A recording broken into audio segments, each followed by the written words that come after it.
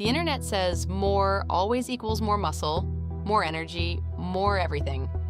But one of the most important testosterone studies ever published found that the amount of testosterone needed to maintain muscle, fat, sexual function, and strength is different for each of those systems, and that estrogen, not just testosterone, controls some of them.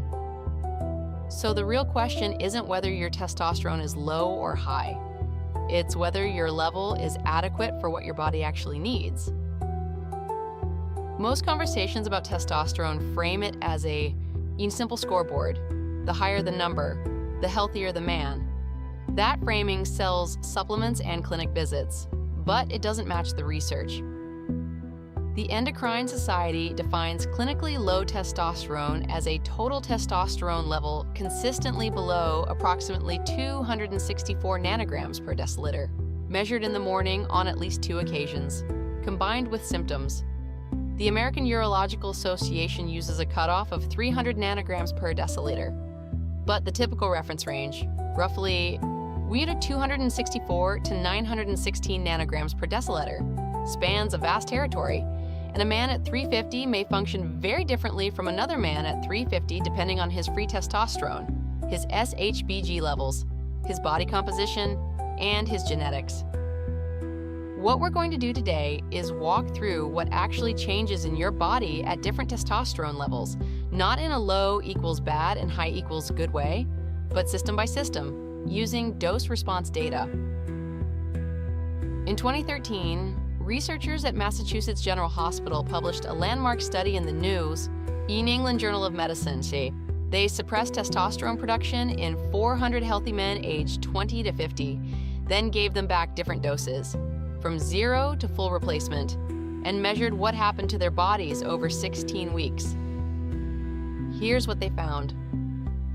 Lean muscle mass and thigh muscle area began declining only when testosterone dropped below roughly 200 nanograms per deciliter. Fat mass, however, started increasing at a higher threshold, around interpreted as a BH number 300 to 350 nanograms per deciliter, and that increase was driven primarily by estrogen deficiency, not testosterone deficiency alone. Sexual desire declined gradually across the entire range, with no single cliff, and leg press strength only fell significantly at the very lowest testosterone levels. The conclusion was clear: androgen deficiency primarily drives muscle and strength loss. Estrogen deficiency primarily drives fat gain, and both contribute to declining sexual function. There is no single number below which everything falls apart, simultaneously. This is critical because it means a man at 320 nanograms per deciliter might maintain muscle perfectly well, but already be accumulating visceral fat, while a man at 250 could retain normal desire but notice strength fading. Your symptoms matter as much as the number. Let's compare what research shows at 3 zones: clinically low, mid-range adequate, and supraphysiologic. Body composition. At clinically low levels, men lose lean mass and gain fat, particularly visceral fat, which contains a converter. Each enzyme called that turns testosterone into estrogen. This creates a vicious cycle. More fat produces more of that converter enzyme, which lowers testosterone further, which makes it even easier to gain more fat. At mid-range levels, body composition stabilizes. Supraphysiologic doses do increase muscle mass beyond normal, but they simultaneously raise the risk of an overproduction of red blood cells that thickens the blood and may increase clotting risk. Bone. Low testosterone is a recognized risk factor for reduced bone mineral density and osteoporosis in men. Testosterone replacement has been shown to improve bone density in men with clinically low testosterone, though the Traverse trial found that in men with clinically low testosterone and cardiovascular risk, TRT did not reduce the incidence of clinical fractures over about 3 years. Mood and cognition. A 2018 meta-analysis in JAMA Psychiatry found that testosterone treatment reduced depressive symptoms in men, particularly at higher dosages, but noted that the evidence base included mostly small trials with varied populations.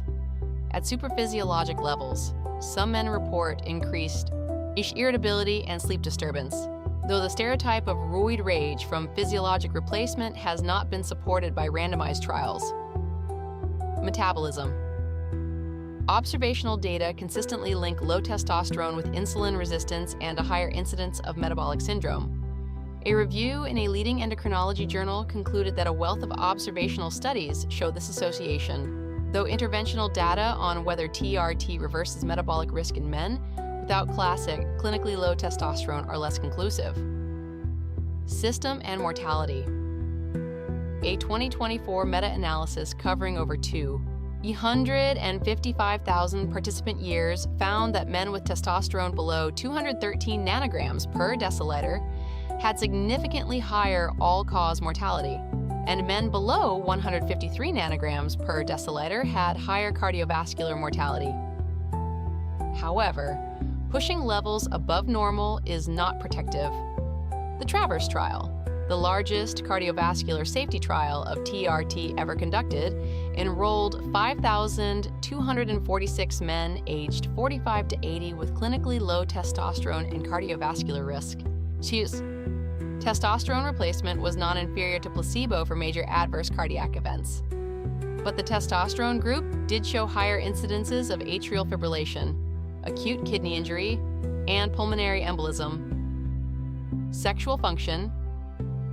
The landmark study data showed that sexual desire and erectile function declined gradually, with no sharp cliff, across falling testosterone levels.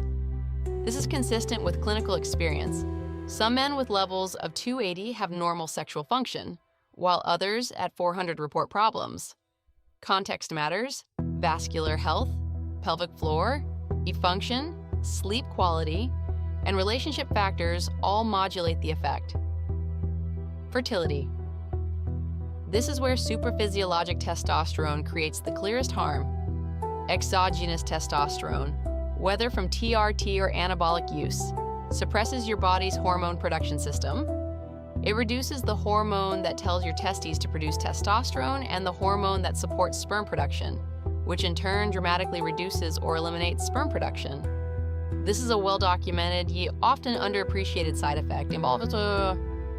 If you're experiencing symptoms, persistent fatigue, increasing visceral fat, low libido, depressed mood, the evidence supports getting a proper evaluation rather than guessing. That means 2 morning total testosterone draws, ideally before 10 a.m. on separate days. If results are borderline, your doctor may also check free testosterone, that binding protein SHBG, the hormone that tells your testes to produce testosterone, the hormone that supports sperm production, estrogen levels, prolactin, and a complete blood count. Do not self-diagnose based on an online quiz. Do not start testosterone from an unmonitored online clinic without baseline blood work and follow-up labs. And understand this, the goal of treatment, if it's needed, is not to maximize your number. It's to relieve symptoms while minimizing risk, typically targeting a mid-range level of 450 to 600 nanograms per deciliter. Before considering any hormonal intervention, optimize the foundations we've covered in this series: sleep architecture, body composition, resistance training, and stress management. These, alone can meaningfully shift testosterone levels. Every study we reference today is linked in the description. You can verify all of it yourself. If this reframed how you think about testosterone, share it with someone who's been told their number is fine but still doesn't feel right. And subscribe. We cover the evidence behind men's health topics that most channels oversimplify. This content is educational and does not constitute medical advice. Testosterone therapy carries real risks and requires individualized evaluation by a qualified physician. Do not start or stop any treatment based on a video. In the next video, we'll look at how your gut microbiome may be influencing your testosterone levels and why a probiotic won't fix it.